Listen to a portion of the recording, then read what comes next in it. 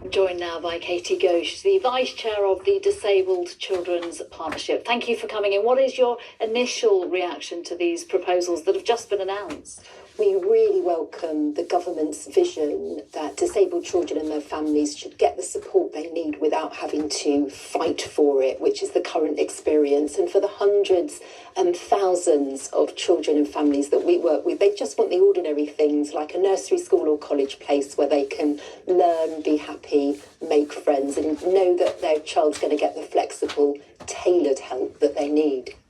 Is there not a potential, though, that fight continues now? You're talking about parents that have had to go to tribunal to get the plans that we're talking about.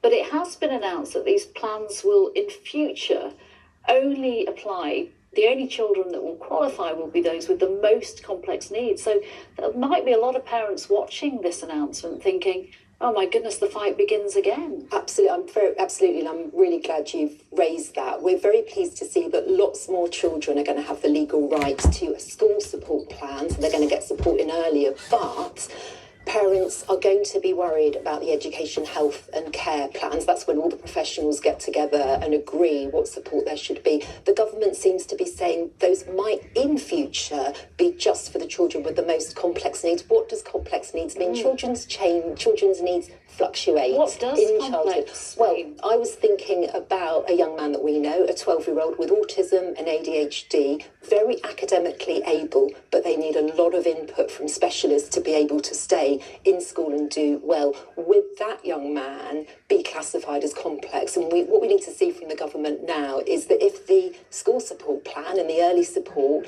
isn't right and doesn't work, that any child still has the right to the education, health and care plan, because it's about every child being able to do really well at school. And when we're talking about support for schools and changing the support and these teams of experts that can come in and advise teachers and parents and children themselves, have we got enough of those experts, whether you're talking about an educational psychologist or a speech therapist or anybody that can help somebody on the autistic with autism?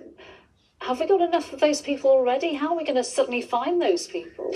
We don't have enough of them, but it is very good to see new investment from the government and a recognition that people like physiotherapists to work with a child with cerebral palsy and their movement and independence are an essential part of the plan. So we can see there is new money going in, but you are absolutely right to raise the workforce point, and we're going to need to see a really detailed workforce plan to match the money so that parents can feel confident that the professionals are going to be there. And very briefly, what about the parents who really don't want their child in a mainstream setting? They want them in a school that can really cater for their needs. Is there anything in the changes in the reforms that means that their needs will be met?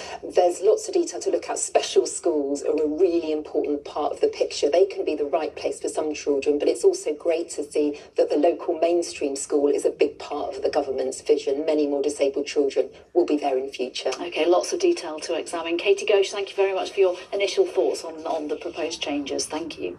We see a generation of children who have really been let down by the system, that there is just insufficient support, so children are not in the classroom, not learning, and their parents are not able to work, they're not able to kind of live a rich family life. That's a terrible stain on our whole society, and it's something that the government absolutely has to grasp. The reason for this is because too many children are just not being supported in the classroom. So children with special educational needs and disabilities who need some adjustments to the school day, who need extra support in the classroom and aren't getting it, and so are missing out on being in school and not able to attend. And in our survey, we found that 1 in 4 children are missing about 4 weeks a year because they're not being supported in the classroom, and 1 in 8 are missing 2/3 of the school year.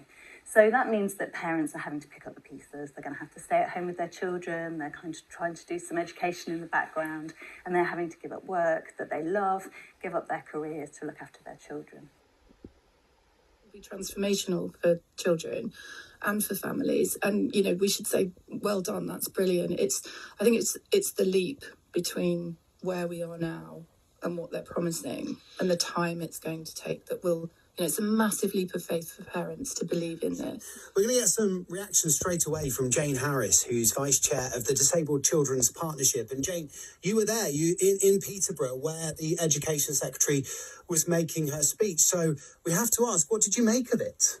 But what are the rights to appeal if a child isn't getting the kind of specialist provision their family wants?